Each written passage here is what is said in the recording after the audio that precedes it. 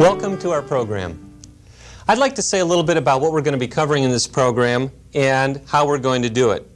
We're going to be focusing on helping skills. We're going to be looking at how we can help more effectively. What are some of the skills that are essential in being an effective helper? We're also going to look at self-care skills. What can we do that helps us take care of ourselves as helpers? We're going to look at skills for facilitating support groups for helpers and skills for facilitating support groups for bereaved individuals and people with other kinds of life crises and experiences. A long time ago, when I was co-director of the Berkeley Hospice Training Project, I learned that people need to take time as helpers and take care of themselves on this helping journey. And I would like this program to offer that kind of respite for you and that kind of replenishment. So I'm going to ask you to be selfish at times, to think about yourself, to take care of yourself. So be prepared for that. How are we going to achieve all this? I'm going to lecture. We're going to have interviews with Ann and Bill and Joe and Nancy and Linda, who are all going to share their experiences of bereavement and grief with us. And we're also going to talk with a group of helpers who are very neat individuals who are going to tell us about what it's like for them to be helping individuals in some of their trials and tribulations as helpers. Along the way, I want to ask in advance for your forgiveness for repeating myself, but it is usually intentional. It's a little bit like the man who brings the cello home and he's playing the same note over and over again, and his wife looks at him and is getting annoyed and says, "Henry, what are you doing?" And I've heard Starker and I've heard Casals, and they move their fingers around. They play different notes. And he looked at her and said, "They're looking for the right note. I've found it." So I'll try not to be too monothematic and not to repeat things too much, but I think it's important to go over some of these ideas, and also they're my pet themes. Now to turn our attention to the other half of this training program, which is you. And I don't know you personally. I don't know you as an individual. But I do know something about you. Because you're watching this program, there is an enormous self-selection factor operative. My research and my work with helpers in churches and hospices and in counseling psychology over many years tells me that you're not an ordinary person. In fact, you're kind of an extraordinary person. You're more altruistic, more idealistic, more empathetic, more humanistic than the average person off the street. You can check this out by thinking about how are the people you work with, how would you describe them to people outside the helping context, outside the church, outside the hospice, wherever you're working? How would you describe them? Probably as more caring, more dedicated, more concerned than the average person. Think back in your own life to when you made the decision to get involved doing this work. What was going on for you? What did you want to achieve? People have told me, I got involved because I wanted to make a difference. I wanted to give something back. I wanted to take care of people the way I wish I had been taken care of when I had my own grief experience. Something sensitized you. Something gave you more empathy for other people. Something made you want to give back something. Well, these are very extraordinary motives. These are altruistic motives. What they tell me is that you're on fire. The flame of caring is burning very brightly. Now, I'm a researcher, and I like researching these kinds of points, so I'm going to give you a little quiz, as professors are wont to do. And I'd like you to answer these items in terms of how much they apply to you. Do you agree or strongly agree or disagree with these items? When I'm reading an interesting story or novel, I imagine how I would feel if the events in the story were happening to me. Do you strongly agree with that, or just agree, or disagree, or strongly disagree? After acting in a play myself, or watching a play or a movie, I have felt partly as though I were one of the characters. When I watch a good movie, I can very easily put myself in the place of a leading character. Now, if you felt like you strongly agreed or agreed with all three of those items, you scored higher than the average person in the United States does answering those items. Now, the good news is that that shows that you have a very great capacity for empathy for other people. The bad news is that Ezra Stotland, in a study of nurses working with terminally ill patients, found that the nurses who scored the highest on these very items were the first to leave the rooms of dying patients. They did the proverbial U-turns at the foot of the bed of the dying patient. Now, these same nurses later on became the best nurses as judged by ratings by patients and supervisors and coworkers after they received support and training, after they learned skills for coping with their own feelings and skills for helping. So empathy is a double-edged sword, and there's a real message here. The message is that we need to be able to take our altruistic motivations and learn skills and ways to deal with our own feelings, and then we can be effective as helpers. And that's what my goal is in this program.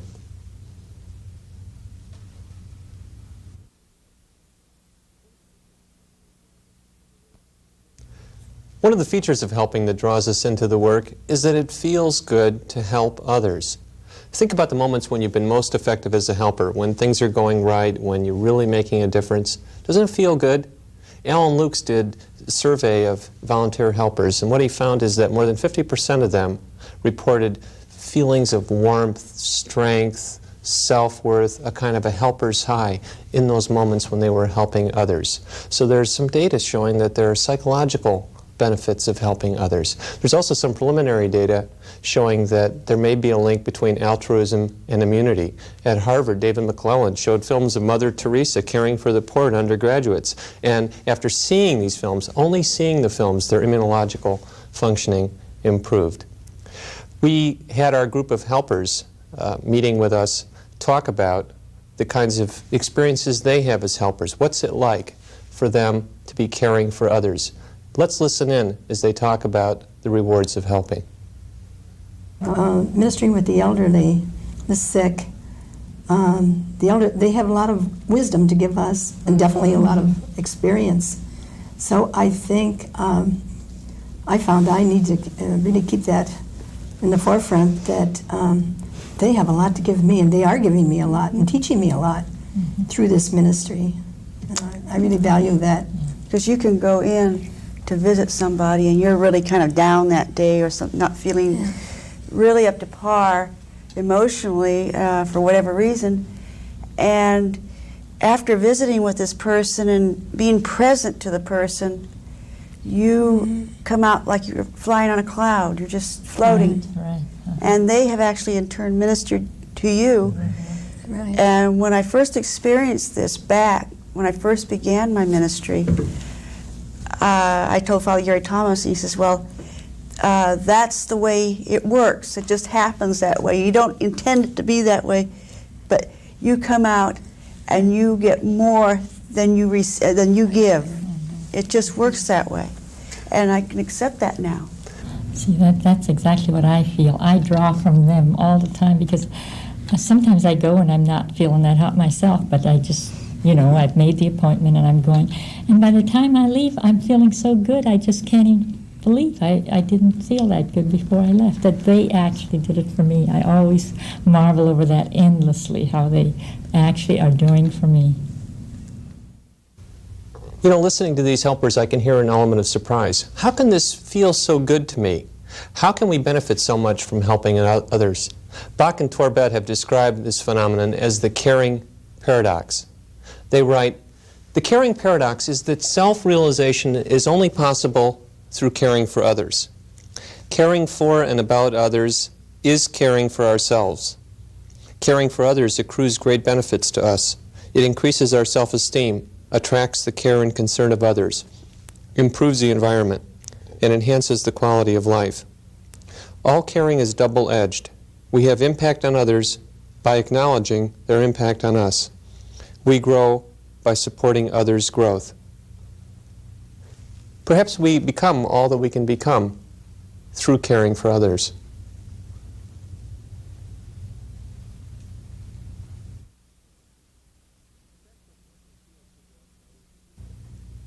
The fact that helping feels good to us and may even be beneficial to our health is reflective of an even larger truth, which is that helping is a natural process. We can certify it, professionalize it, structure it, package it however we want to, but helping is something that's been going on for thousands of years. And I think of helping as really a natural outflowing of the healthy human heart. And helping as a natural process occurs when certain elements are in place, and I'd like to go over each of these sequentially. And these elements are innate altruism, which I call the pilot flame of caring, feeling good, that when we feel good, helping happens naturally, having the time to help, having the skills to help, and having empathy for the people we're helping. Now, innate altruism. At first you think Hollywood certainly doesn't present reality that way. Hobbes, Darwin, Freud all presented a very different idea of what humankind is about, I think. But recent research in the social sciences is really starting to show that compassion and caring are part of the fabric of human existence, that altruism is innate to us as a species, that we're designed such that when in the presence of someone in distress, we have a kind of promotive tension that impels us to help that other. Now, when we look at even some of the headlines today that discourage us about humankind, we see the San Ysidro massacre, for example, in McDonald's when that man shot all those different people. Well, we can focus on that, or we can focus on all the thousands of acts of helping that followed that event. And even during the act itself, the man dragging the woman into the post office to rescue her while the other man was shooting. There was a night in Berkeley that I want to describe when a group of teenage blind skaters arrived, and everyone was worried, thinking, oh gosh, they only have one-sighted companion. What's going to happen? How are they going to skate? They're going to just be standing around most of the evening. Within 10 minutes, a line of 40 people formed and was there for the next 5 hours, waiting to skate the blind skaters around the rink. And the rink that night was lit by a special kind of light, I think. More than 50% of Americans volunteer, which I think says a lot about innate altruism. Even when we look at animals, lower species, we find altruism in rats. If you give a rat a choice between two levers, one lever gives it filet mignon for rats, but that's attached to a shocker that shocks a rat in the next compartment, and another lever which gives it a little dried up pellet which isn't very interesting to the rat and will barely keep its body weight stable, you find that all rats tend to shift over to the other lever. They move away from the filet mignon because it's shocking this rat in the next compartment. But there are two variables that predict how quickly the rat will move over to the other lever. The first is, have they ever been shocked themselves? Quote Shakespeare, he jests at scars that never felt a wound. The other variable is, did they know the other rat? Had they ever been cage mates? If they had been cage mates or, quote, friends with the other rat, they tend to move to the other lever. Robert Audrey reported finding a blind pelican in the north. How did a blind pelican survive? It was fed by the other pelicans. This isn't consistent with a Darwinian view of the universe. Jean-Pierre Hallet in Animal Kitaboo wrote about a trunkless elephant. The trunkless elephant stood by idly while his companions tore into the trees. Then he opened his mouth and every member of the herd moved toward him with trunkfuls of twigs and leaves. Two of them jostled each other, anxious to feed him first, but the rest waited their turns patiently. In all, they brought so much food that he hardly had time to chew it. He gulped furiously until finally he closed his mouth tight and shook his mutilated head from side to side. Only then did the other elephants move away and at last start to feed themselves. The second component in this model of helping as a natural process is feeling good, that when we feel good, we're more likely to help. And there's some very interesting experiments that support what I call a feel-good, do-good theory of helping. We know if you find a dime in a phone booth, today it would be a quarter with the increase in phone rates, you are 3 to 4 times more likely to help somebody who's dropped her papers outside the phone booth. We take cookies, we psychologists, and distribute them to college undergraduates in the library. The students who find a cookie at their table are 3 times more likely to help people when they leave the library or to donate to a worthy cause. Some of you who are running fundraisers might think about this as a strategy. Give you a test result, a bogus test result, and say, let's say I'll give you the Larson Helping Aptitude Test, and if I say to you, that's terrible, you know, I don't want to discourage you, but you really aren't doing so well on this test, and I give you the means, you would then, when you're leaving the room, if we had a situation where we said, would you like to donate, would you like to help, you say, leave me alone. Whereas if I gave you the test results, you're a paragon, an exemplar, somebody I want to study. Can my students do their dissertations or their research with you? You would say, well, of course I'll help. And there's that feeling good. Why does a dime in a phone booth lead to helping? There's that moment of, I feel good. The universe is giving me something. Maybe I'll give something back. I think we all have to look at ourselves and think, what is it that keeps my flame burning? What is it that helps me feel good? Because when we feel good, helping happens naturally. We need time to help. If you don't have time, you're not likely to help. They did a study with Princeton theology students where they created two conditions. They told one group of the students, rush across campus to give a talk on the parable of the Good Samaritan, which is the classic helping story of all time.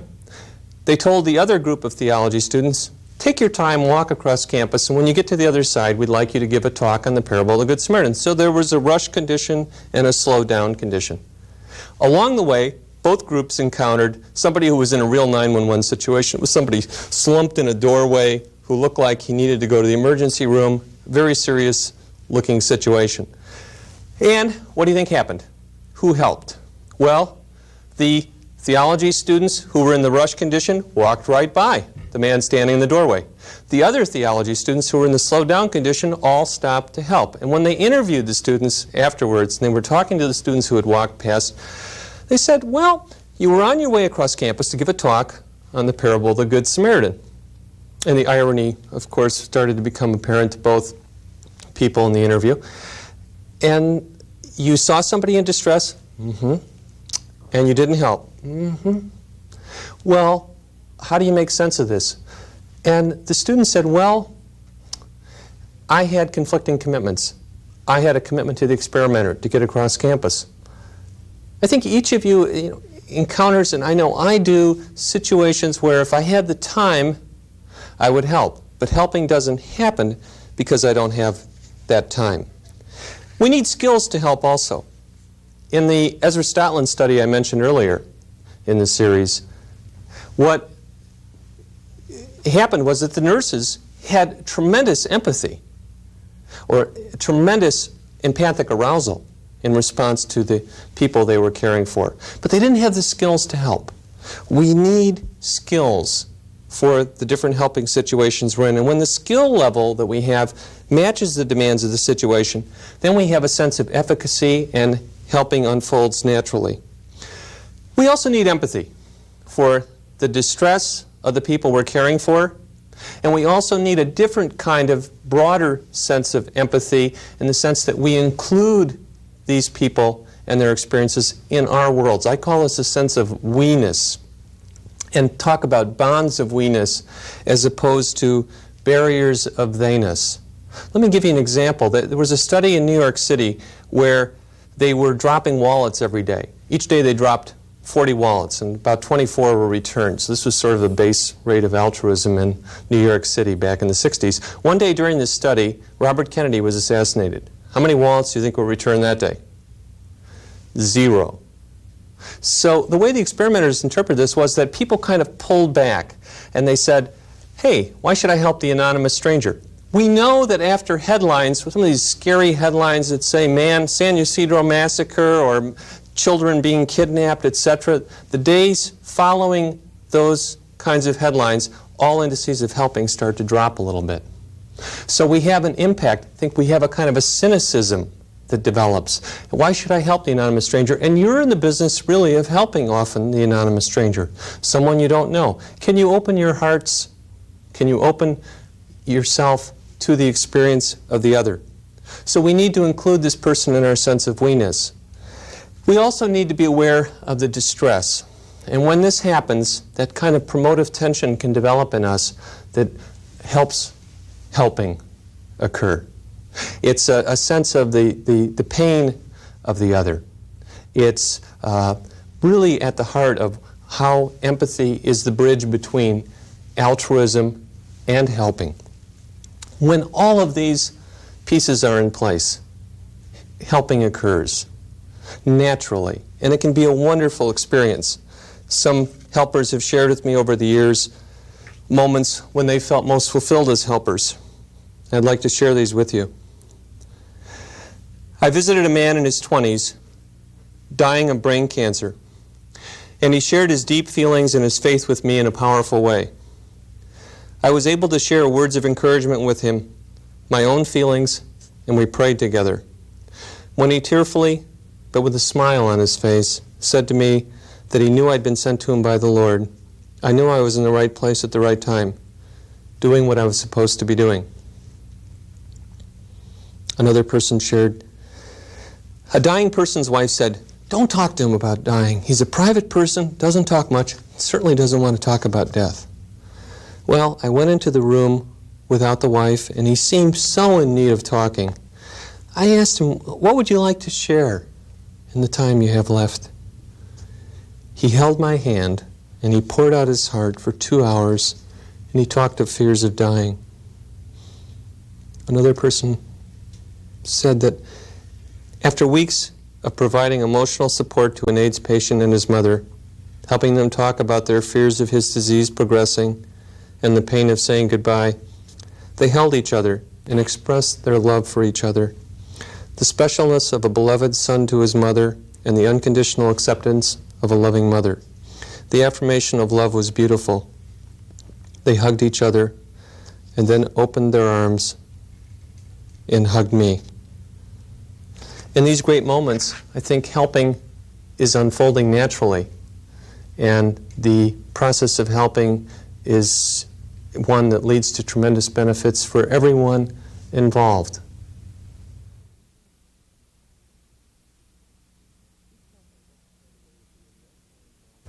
Each helper has to find a way to be emotionally involved in the work without burning out, to find a way to take all that extra empathy and to put it into practice without burning out.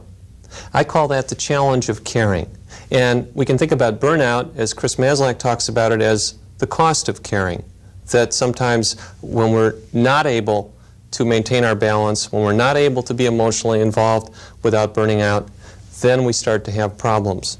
And I'd like to give you some ways to think about this whole process of emotional involvement, the state of being emotionally involved with the people we're caring for. Think about a continuum of emotional involvement. That on one end is not being very emotionally involved, in fact, being very distant, removed, burned out. At the other end of the continuum, we have being in over our heads, overly involved, overly aroused. In the middle, we have something like balance, or in the literature in burnout, it's called detached concern, which is a way to be emotionally involved without getting in over our heads.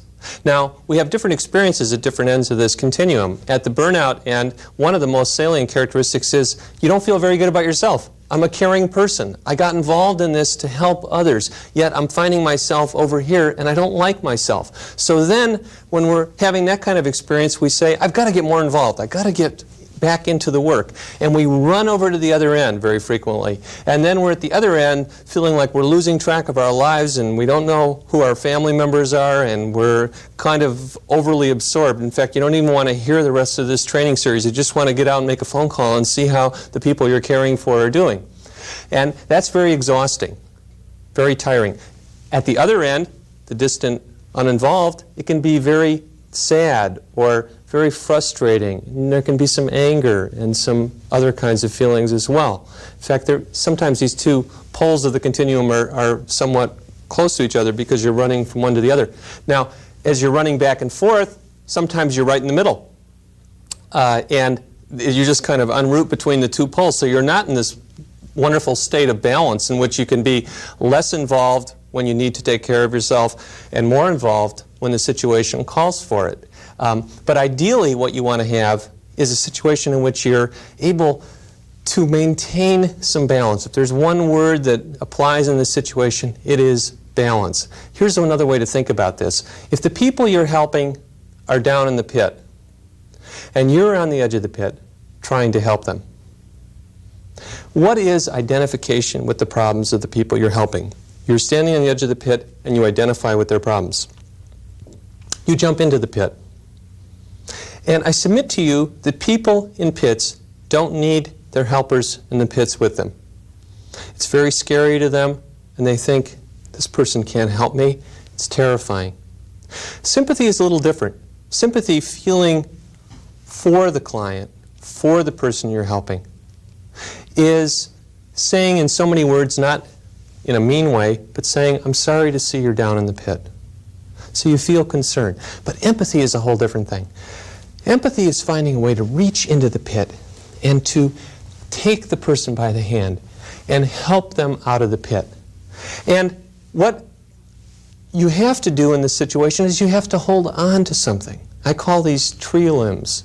Now, in academic parlance, they're coping resources. They're your faith, your exercise, and all the other things that you do, your family, your support from your coworkers, the things that allow you to maintain balance in these difficult situations. And you can think about this in two ways. You can think about balance in terms of the entirety of your career as a helper, and you can think about balance in the moment. If you're talking to someone about losing their child, in the moment you're going to be having a lot of feeling, a lot's going to be going on. How do you retain your balance, maintain that balance in that situation? And then also, how do you maintain balance over the many years that you're involved as a helper? So what are the tree limbs? What do you hold on to? When you have difficult experiences with people, look at how you're coping. What are you holding on to? We're going to talk more about this kind of tree limbs later on in the series in terms of stress management and maintaining your balance as a helper. Our personal grief can sometimes pull us into what I call the helper's pit. How many of you have experienced something like this?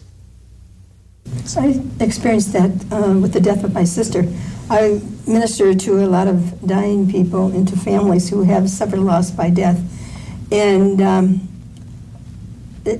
remember it was at a time when I was extremely on overload and very tired.